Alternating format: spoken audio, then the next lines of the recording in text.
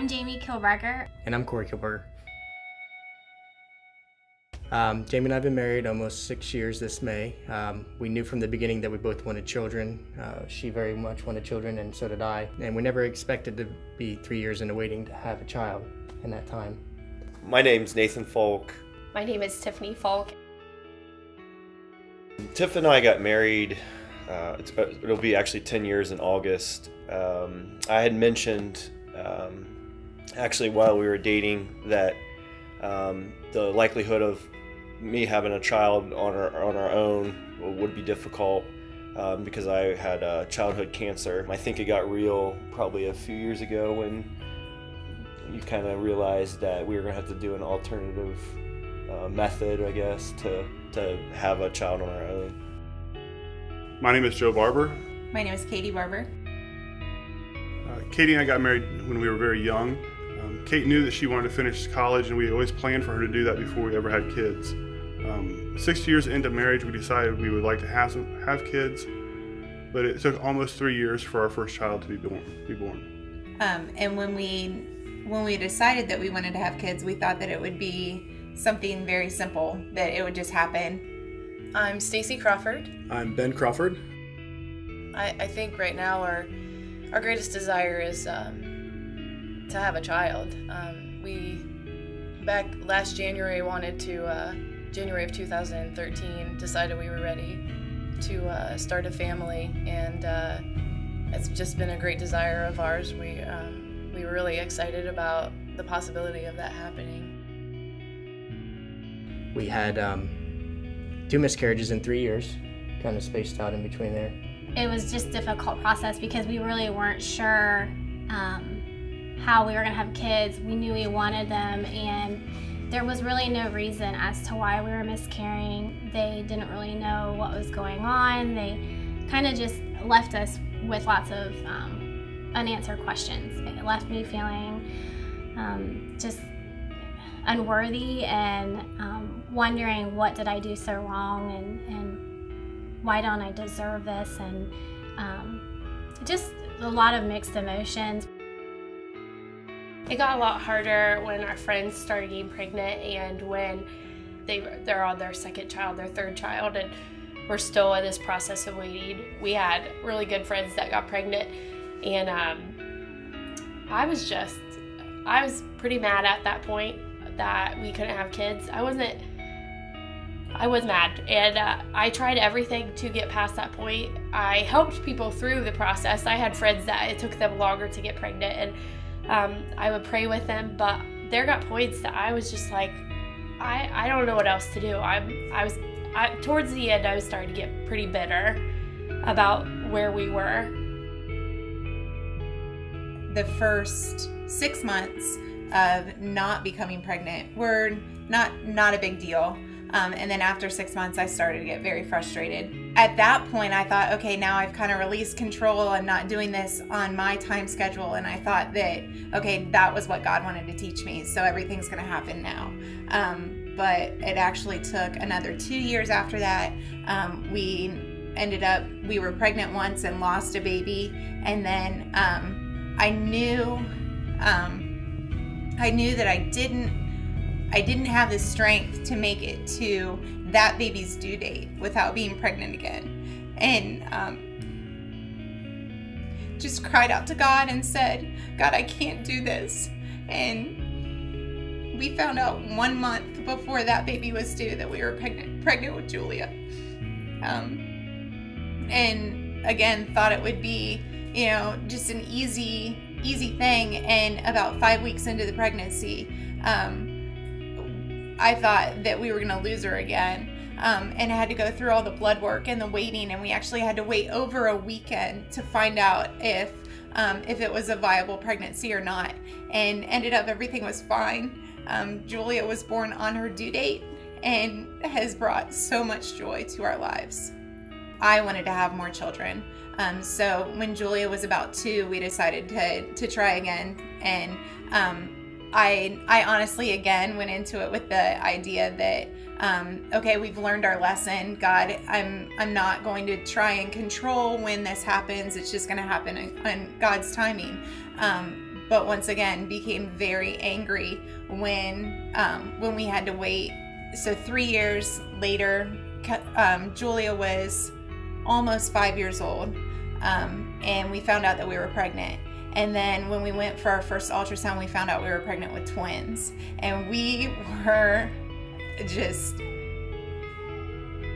we didn't know how to respond. We looked at each other and we were in shock. And we had an ultrasound at the end of May. Everything looked fine. And then we went to Mexico and came back on the mission trip with the youth.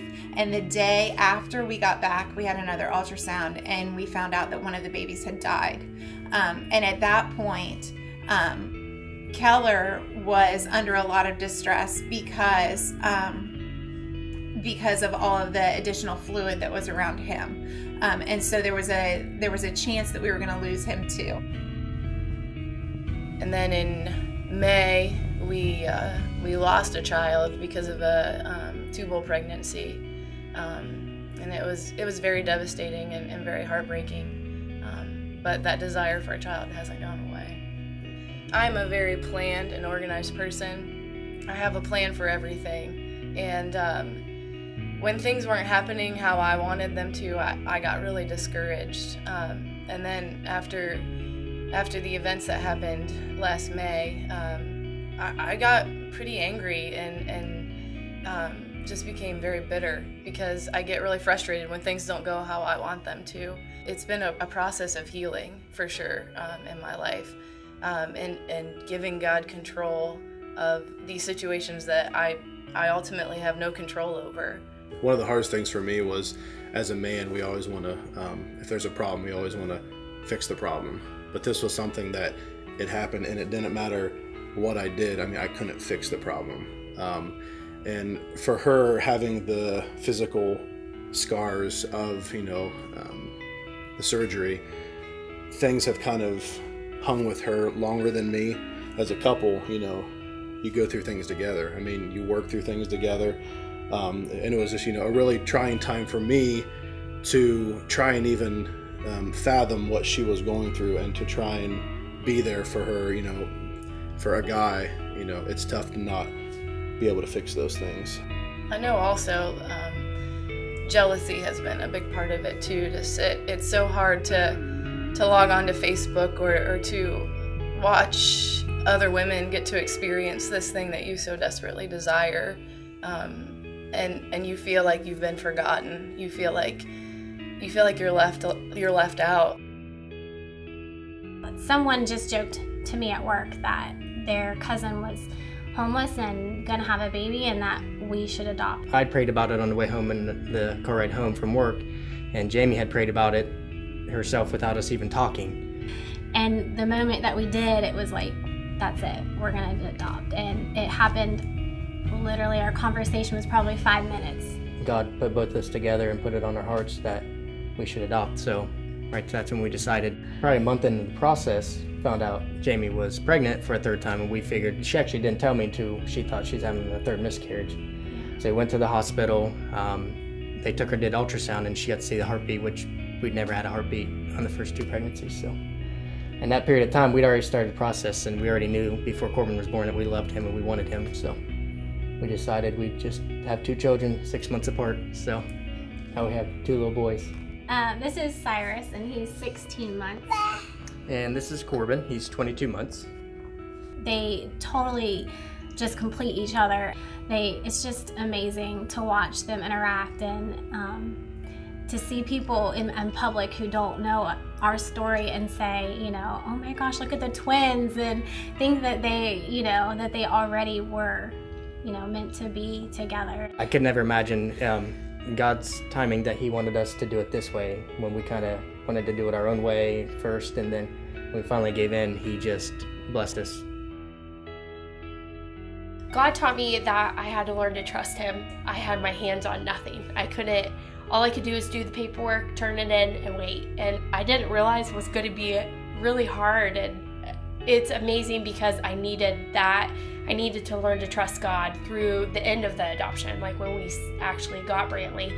I needed to know that I had to trust God through everything. This is our son, Brantley Arthur Folk.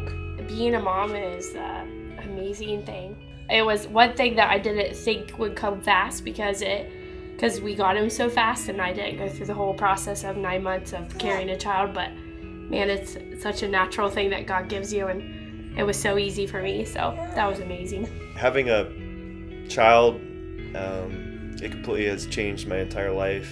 It makes me smile and just look at him. So we went for the MRI, and the ophthalmologist called us that afternoon and said things were wrong, which was very hard to hear. We didn't understand the terms that they used, and he referred us to a neurologist.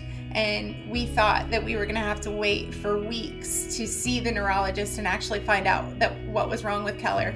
But it was amazing. They called us the next day. And when he came in, he examined Keller, and then he looked at the pictures from his MRI, and he told us that they didn't match. And he said Keller shouldn't be doing anything that he is, and he labeled him a miracle. And we totally agree.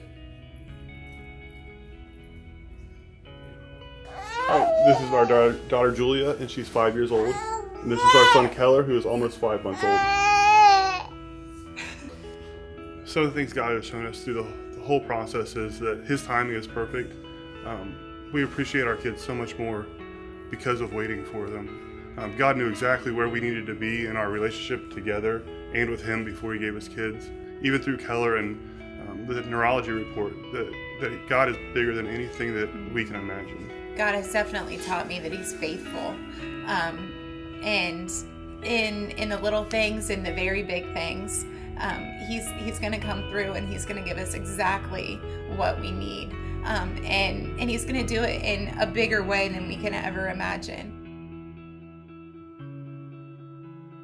As hard of a situation as it has been, it's also been a time in my life when I have been the closest to God that I've ever been, because I've had to become dependent on Him, because I knew that He alone was going to help me heal. And it's been really, really neat in the process, though, the other people that God has placed in my life that have gone through similar circumstances and have just been an encouragement for me. But I know too, I know we're moving forward with hope. Pastor Matthew had some prophetic words for us concerning the lives of our future child, and how we're waiting because of the impact that they're going to have for the kingdom of God. And to me, that's worth waiting for. And I'm excited about it, even though right now I have good days, I have bad days. There are some days when I just want to cry all day long, but there are other days where I do move forward with hope. And I'm excited for what God's going to do, and excited about what God's doing in our marriage and just in our lives. And I know that whenever we finally get to experience that I'm just going to worship Him, because I know that it's going to be Him alone.